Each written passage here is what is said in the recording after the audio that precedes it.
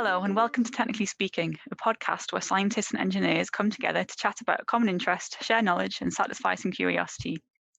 I'm Laura, and in this episode, I'm joined by Antonia, Ghalia, and Aneeqa to talk about the carbon footprint of digital communication and our online presence, and offer our points of view on some different types of communication and the impact they have on carbon emissions. So, to start off with, Ghalia, tell us one interesting thing you found out about your digital presence, or one oddity you would like to share with us. Like most people, I've tried to become conscious of my carbon footprint. And so I debate, do I use my car or public transport? But I never thought about my carbon footprint when I send an email. And I read an article talking about, you could calculate what your carbon footprint is just based on the number of emails you send. I mean, it makes sense, right? Because you need energy to sustain your device, and there's actually energy required to send the email. But I think that I dissociated emails with the wider kind of carbon discussion. And I in part of the article, I read that if you send 65 emails, it's roughly equivalent to driving 1 kilometer in a car. Now, I didn't fact check this, but just the fact that you can associate your emails to like driving your car in any way made me feel like, oh dear, like I actually do need to think about my carbon footprint when it comes to my digital presence. I was actually quite shocked. And I think we're all sending more emails than ever these days. 100%. I think I get, that Pavlovian response, like when they hear a bell, when I hear the Outlook, I just literally start getting palpitations. It's just constant. And because of COVID, I feel like I have to be extra polite. So if someone sends me something and I'll just respond with thanks, even though it's not necessary at all. But I try to be kind of extra nice during these times. Yeah, I definitely tried to do that because when I started my job, I only had been there 3 months before we went into lockdown. So most people wouldn't know me. So I felt like I had to be really nice in email just so that we could have this connection somehow. Hope you're well. Keep well and safe. Those are my standard emails. So I think I might be one of the more ruder emailers because I've never understood why are you starting your email off with "How are you"? You clearly aren't that interested because you have no other questions to ask. I also don't tend to send thank you emails. Maybe I should now, or maybe not if that does really increase your carbon footprint. Saving the planet, Laura. Yeah. My rudeness is eco-friendly. Just put that in your signature. Yeah, in the signature when it says, think about the environment before you print, you could just be like, think about the environment before you print or respond. I want that. It's such a get out of jail free card for not replying to so many emails. I'm definitely going to use that. But then again, see, I would actually, rather than having a long, protracted email conversation, I would probably rather pick up the phone. It's a lot quicker and you get a lot more meaning because you can hear whether someone's being sarcastic or whether they're joking or how serious they are about what they're saying from their tone of voice. And I can imagine that using the phone in some instances is actually more energy efficient or more carbon friendly. Coining a new term as well, carbon friendly.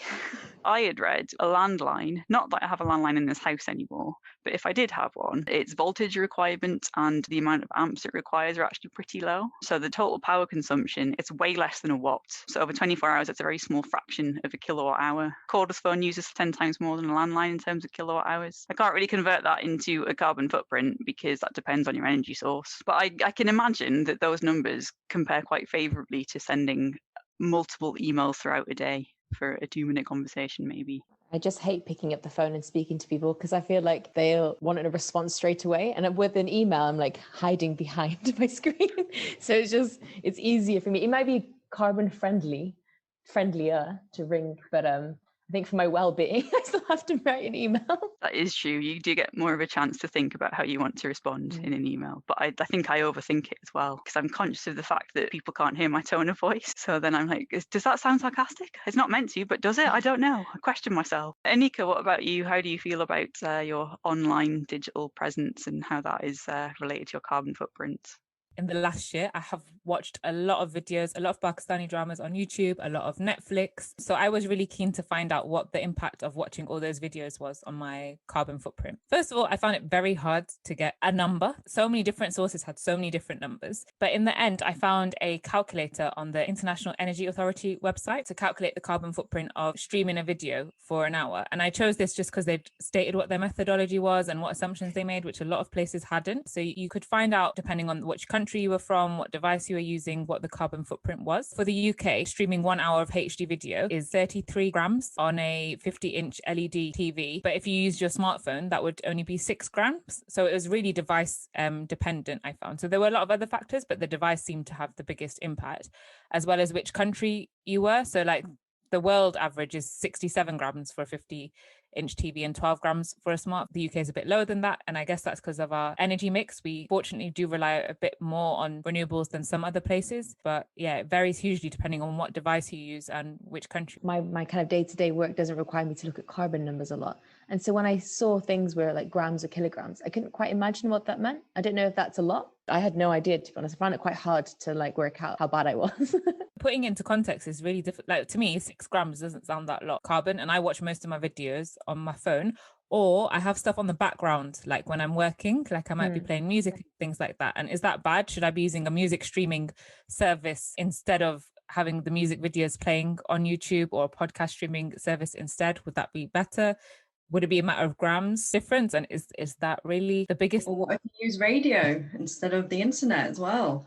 Yeah, I do have an old analog radio. That's a really good point, Antonia. The average UK person's footprint is about 15 tons per year. So 6 grams, that's quite a lot of hours of streaming, isn't it? Is that more or less hours than there are in a year if I watch videos continuously? I can try and do a back of the envelope calculation. Let's do a back of the envelope conversation. I love it. Science and maths in real time. No pressure, Antonia.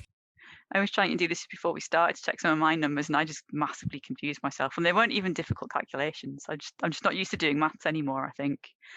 But I think that's one of the issues as well, Laura, because honestly, the numbers vary so much from site to site. And I wouldn't be surprised if, it's the assumptions they've made. And I'm sure people make mistakes in their calculations or in the assumptions they make as well. And this is proving how tricky it is to calculate these things. So even if you streamed for the whole year, constantly on your mobile phone, you get 52 kilograms. That's nothing. You're streaming, Aneeqa. But that 6 grams, was that just for your energy use, or does that include the materials to make your smartphone and how we get rid of the smartphone afterwards? I hadn't thought of that, actually. I'm not sure if it includes the construction of the technology and disposal. That's the problem with all these carbon footprints, is to what scope do they fit in? Are they just looking at the use stage? Do they consider the manufacturing stage, the raw material gathering? What assumptions go into it? And then I think that's what makes the comparisons difficult. So like Ghalia mentioned before, how many emails? 65 emails was equivalent to 1 kilometer. 65 emails was equivalent to driving 1 kilometer in the car. But then coming back to Antonia's point, does that include the manufacture of the car, maintenance of the car, disposal? Likewise for the email, does it include whatever device you type that email on? We have to think a lot deeper about things, I guess. I wonder in some instances if the article that Ghalia read was sort of deliberately picking a comparison that made her stop and think that, hang on a second, maybe I should pay more attention to my digital carbon footprint. Maybe that was the intent in portraying it that way, and it seemed to have the desired effect. Yeah, exactly. Because I think it's stated, for example, sending 1 email is equivalent to 4 grams of CO2 emissions, and just in the electricity responsible for that. And for me at the time, I was like, cool. But you're right in that the comparison made me stop and think and be like, oh, how are my emails being compared to driving a car? Wow, like I didn't think they were even comparable. We need those things to put things in context, because like now we said, oh, what does 6 grams of CO2, what does that mean? We don't know. But then comparisons like that do help people put things into context. So maybe in those ways they are useful, even if they're not fully accurate. But say if we were going backwards to like before we had emails, what was the alternative? Just sending a letter? When I thought about the car situation, I was thinking, okay, if I wrote letters, well, I know for a fact I would write incredibly less letters. So I wouldn't be communicating that much. So I'd send a letter a day. But how can that be compared to like the tens of emails I'd send in one day? So I think that like, although it's easy to compare, like, okay, one letter, the carbon emissions, if you like, of 1 letter compared to 1 email, I think that's an interesting comparison, but I think most of us write way more emails than we do with like sending out letters. They will have to travel more than 1 kilometer. Assuming the person you're writing the letter to is more than 1 kilometer away, they might travel thousands and thousands of kilometers, maybe by boat, maybe by plane, depending on where they're going. So in that way, then maybe email is better because it's avoiding us having to ship these letters all over the world. I bet no one's done that life cycle analysis though of an email versus a carrier pigeon. Carrier pigeon. Sending in a bottle across the ocean. But the carbon footprint of like raising animals is quite high because we have to feed them. Actually, carrier pigeon might not be not a car, but it's not free. That's very true. I guess even before letters, they used to physically walk to places, right? I love how like the world is going like more globalized and everything. We're like going back to basics. Like, can we run to the person to send them the message? Speaking of travel, we're all traveling a lot less at the minute. I used to travel a lot to conferences previously. Obviously can't do that, so now all online. And I think that makes a difference to like the quality of what I get out of the conference. It's just really difficult to like strike up a conversation with someone in passing over coffee because I'm sat in my kitchen on my own and everyone else is doing the same thing. Yeah, very awkward because then it does feel like you're very purposefully contacting someone. You're going, hi, specific person. Whereas at a conference, you kind of mill around, you kind of see, oh, what, you might overhear what they're talking about first before deciding, oh, actually, I'm going to join this circle of conversation. Instead, now you have to have a purpose, and it's really extroverted. I've not made a single contact from an online conference that I've been to this whole time. I've made loads of connections through like one-to-one emails or one-to-one sessions and discussions, and I think they're really useful. I just don't think anyone's figured out how to recreate that thing that Antonia was talking about, that kind of serendipity, just meeting someone next to the plate of brownies and like starting up a conversation that leads to collaboration or something like that. I don't think anyone can recreate that online very easily. Which I guess may say something about maybe research outputs in science and engineering in what sort of 5 or 6 years' time because I think the younger researchers in particular benefit a lot from those networking opportunities. And what effect will that have on their career? Will it hinder it or not? I guess only time will tell. So this pandemic has kind of forced us to rethink how we do site visits. And, we can only have a certain amount of people in a building. So what we've done at work, we've like strapped a GoPro on someone's head. And then we can just watch them as they go around a site. And it sounds good because obviously it's more accessible. Lots of people can see it and they can like live stream it, and we can kind of work out the carbon footprint of that compared to people going to site. But I do feel like having watched someone through their like GoPro and actually being out on site, it does make a difference. You don't kind of appreciate the kind of like access routes or access problems or the scale of some of the issues when you're not physically there out on site. So I do think that like it's quite good that we're able to be kind of that accessible, making sure that we're continuing our work, but at the same time, are we losing out on something a bit like your networking just because we're kind of online? It reminds me of, okay, this is not an advert for Microsoft, but in all these videos I'm streaming, I keep getting a Microsoft Teams advert about this like coffee company and how they've shifted everything online, and they do like their coffee tasting online now. And so Microsoft Teams has like this virtual background feature, and you just see all these people who are like placed on this virtual background, which is like a coffee like a bar table, like on bar stools. So it puts all their faces, and then when they're drinking their coffee, it looks like they're all sat together drinking coffee, which they've done a really good job because it's affected me, their advert. I'm like, wow, this looks amazing. I want to do a virtual coffee tasting with these guys. It doesn't look awkward or weird like any other of these like virtual coffee mornings that people have. But like, I think they've just done a good like job in their like marketing department. But they're saying they reach more people, that it's more accessible, but it's not the same, is it? Like, you can't just smell the coffee like that other people have made for you. And what if we started making it actually into VR though? Can you imagine how that would work? Someone was telling me about a really awkward work social where instead of being physically together during COVID, they had avatars that physically moved around a room, or they drove cars as a little activity, and they had their little like corporate headshot driving the car. If we started getting down that virtual reality route, would it be a little bit more like real life? But then I guess the question is that what is the carbon footprint of that? How much more is it than just the GoPro on someone's head? It's not quite VR, but I did find that in video calling or video conferencing, if you turn off your video, again, who knows if what the assumptions were going behind this, but it could reduce it by 90% of the carbon emissions. That was. Oh wow. So forget putting on proper clothes and like tidying up your background, just turn off the video for carbon emissions sake. Because I can imagine VR being very intensive. I did a VR game like years ago. I'm sure it's like progressed since then, but it's like you're holding on to things, you've got like the goggles on, but it feels so real. And that was like a few years ago, but it does feel like I was screaming. It's like one of those VR gaming places, and like the people working there must just like laugh constantly at all these idiots like playing these games and thinking they're being attacked by monsters. Like, I know what you're saying, Antonia, in that like you switch your cameras off and stuff, but at the same time, we kind of still want that human interaction. So like, you know, imagine me never switching my camera on, my manager would never see me because I've never met him. And I think it's kind of balancing that, like, are we trying to go for a zero carbon footprint process, in which case that's like quite difficult. We're really not there yet. Or what's kind of the okay compromise? I've not read anything that this is kind of where we should be heading in terms of our carbon presence online. Like what's kind of like okay and acceptable? Because I don't think we're going to be in a position, at least not presently, in a situation where we're just going to have no carbon footprint from our online presence. And it's just trying to work out actually kind of what is acceptable and what isn't. And I think the first thing is actually understanding what is our carbon footprint online and how easy is it to kind of work it out. And I think that's what's quite hard at the moment. I wonder what's the carbon footprint of this podcast episode Oh, yeah. that we're recording now. Yep. I attempted to work it out based on people downloading this episode, based on some numbers that they didn't really explain their assumptions behind them.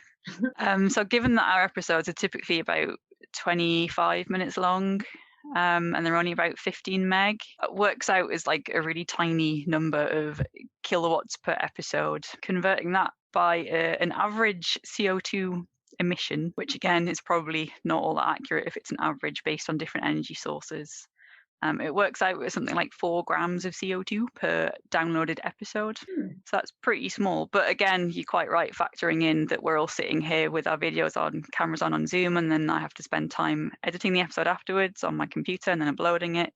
The upfront carbon cost of the episode could be quite a bit bigger, I guess. So, Laura, you said it was 4 grams of carbon emissions. 4 grams of CO2 per episode downloaded, yeah. So that's equivalent to, according to this one website that I was on, that's equivalent to 1 email being sent, the electricity needed to send 1 email. So you downloading this is equivalent to sending an email. That seems wrong, because just from the pure like data size, emails are mostly text, whereas we've got audio, which if it's like 15 megabytes. So what I saw was one research pointed out that energy use in IT isn't that efficient because it's like a train. It doesn't matter how full the train is, it just goes. So even if we're sending like a small amount or a big amount, it's just always on. So actually, maybe it doesn't matter if we have our video on or not, because it's still going to do the same thing. Yeah, I want to know, like, so say you have something running in the back, because we can't see it, but it's like Schrodinger's video. Is the video actually moving when you're not looking at it? Or do you have to look at it for it to be moving? I don't know. I assume it is moving. Do you know what I mean? No. Not quite. I feel like you've gone into like Inception, and I'm not quite on it. Say I've got a video, because I always have videos playing in the background, but I can't watch them when like I have another window open in front of them. I see what you mean. I thought you meant if you're just not looking at the screen. Yeah, I thought you meant if you it's like that classic, if a tree falls in a forest, did it really fall if there's no one seeing it or whatever? I was just like, this is too much philosophy for me right now. Yeah, like, so if I had it side by side, the video is playing and it's all the pictures are moving and it's downloading it. But if I have it on in the background with another window in front, is that the same? I assume it's the same. I don't know why it would be any different. It's just me, I can't see it, right? I would think so. I would assume that process is still running on your machine, right? Yeah. Yeah, okay. But imagine if we could code in a way that it wouldn't. Wouldn't that be great? So like say it could, like your computer can detect that you're only listening to this in the background. So turn off the video. And then when you go back onto it, the video comes back on just to reduce the amount of data you're using. I think that would be such a great way of coding. Maybe we need green coding. Does that exist? Yeah, I think that's a really good point. And I think that like kind of links onto the fact that I'm very much guilty of this. I usually have like a billion tabs open. I have so many different things going on, and I know things are running in the background. It's completely unnecessary, but that's just a bad habit that I have. So if we were able to like code something to make everything else just like stop, the only thing that I'm looking at is the only thing that's needed, I think that would really help. Oh, I can just change my habit. I mean, there is also that other option.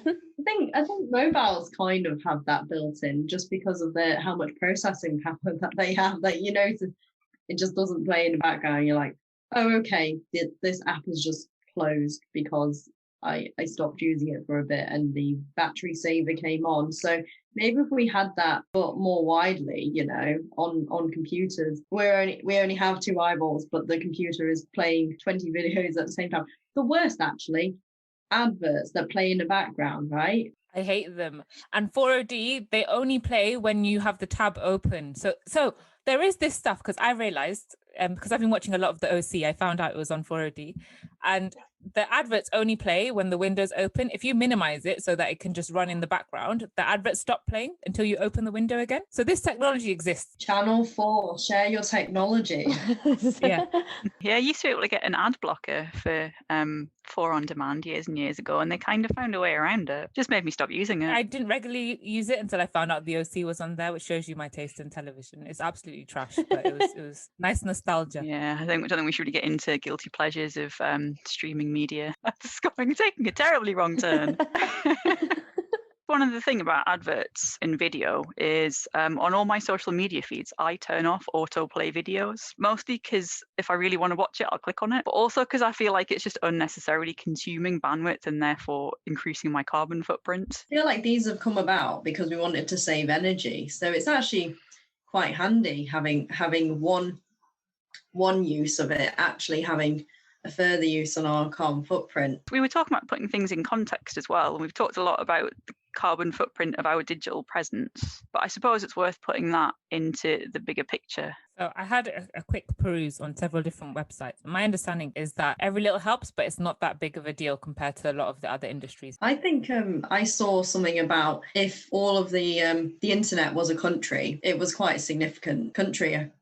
I've forgotten what country comparable to, but global emissions wise, it's 4%.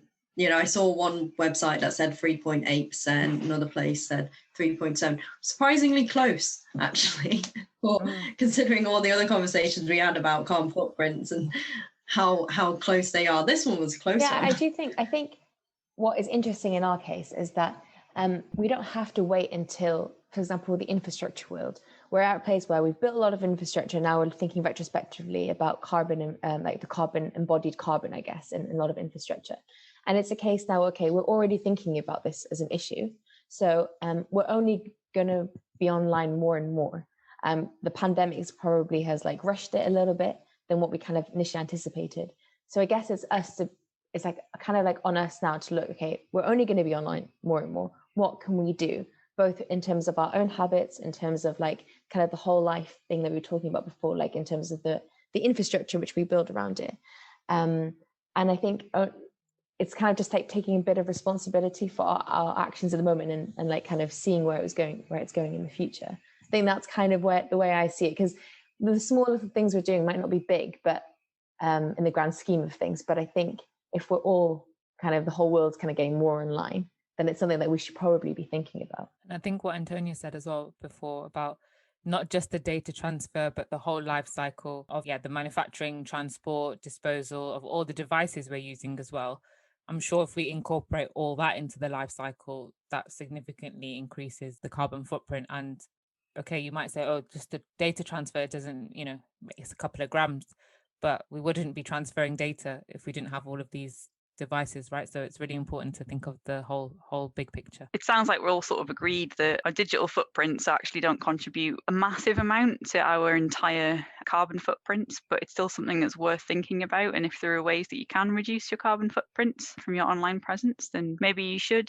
At the very least, it might make you feel a little bit better about what you're doing, or you just look into it and see what your carbon footprint actually is. I also think that's kind of how we got where we are now. It was all these little actions from all these people around the globe that kind of led to the climate emergency that we're now facing. And it'll be all these little actions and this collective efforts combined from these little actions that will get us out of it. And I think that's probably a good place to end this episode.